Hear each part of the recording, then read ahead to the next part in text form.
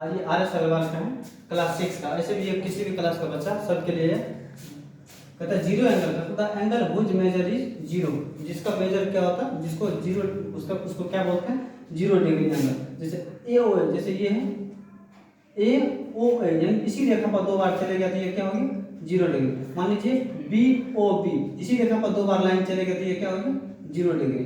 Acute angle का होता है, कहता an angle whose measure is more than zero degree, जो जीरो डिग्री से ज्यादा हो और 90 डिग्री से कम हो, उसको बोलते हैं एक्यूट एंगल।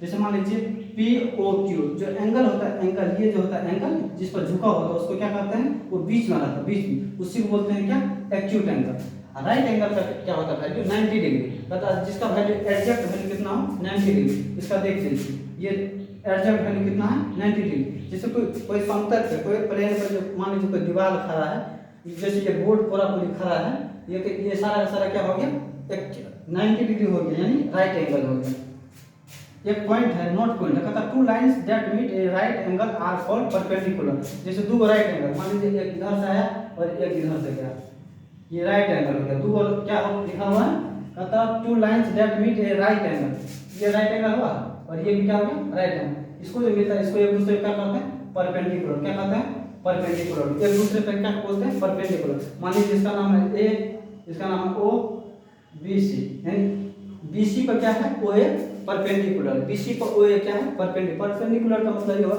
इस साइड के 90 डिग्री है, इस साइड में क्या हो, 90 डिग्री, दो राइट एंगल हो, या तो राइट एंगल होगी या 90 degree, both are same. Obtuse angle का होता है, जिसका मेजर कितना होना चाहिए, 90 डिग्री से ज्यादा, और 180 डिग्री से जिसका कम हो जाएगा वो क्या हो जाएगा, ऑब्ट्यूज एंगल। तो देख लीजिए एंगल पी क्यू आर क्या है, ऑब्ट्यूज एंगल।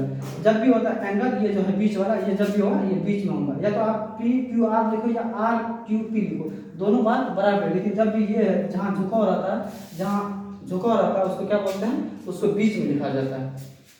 लास्ट पॉइंट है, कहता स्ट्रेट एंगल, कहता जिसका मेजर कितना होना चाहिए, 180, एग्जैक्ट मेजर कितना होना चाहिए, 180। मान लीजिए जैसे ये है ए ओ बी, यानी तो बी ओ ए, ये क्या ए ओ बी बोलिए, ये स्ट्रेट एंगल है, या इधर से ये आ गया या इधर से, ये सारा फर्क क्या है, straight angle. Whose measure is more than 180, ये क्या होता है, 180 से ज्यादा होता है, बट कितना से, 360 से कम होता है, इसी को क्या बोलते हैं, रिफ्लेक्शन। मान लीजिए ये स्ट्रेट लाइन टाइप का है, उससे क्या है, ज्यादा है, उससे यानी 180 से ज्यादा और 360 से कम, इसी को क्या बोलते हैं, रिफ्लेक्स एंगल। यानी एक्स ओ वाई क्या हो गया, रिफ्लेक्स एंगल। ये कंप्लीट एंगल का मतलब ये होता है 360 डिग्री। कितना होता है, एग्जैक्ट वैल्यू इसका कितना होता है, 360 डिग्री।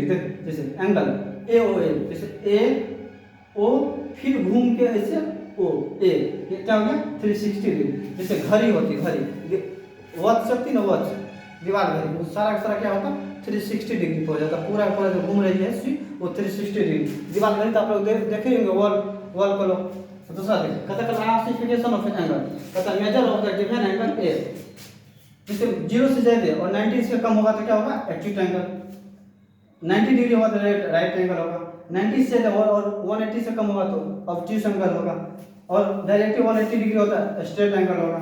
180 से ज्यादा 360 से कम होगा तो क्या होगा, रिफ्लेक्स एंगल होगा, और डायरेक्ट 360 डिग्री हो जाएगा, कंप्लीट 360 डिग्री, तो ये हो गया कंप्लीट एंगल।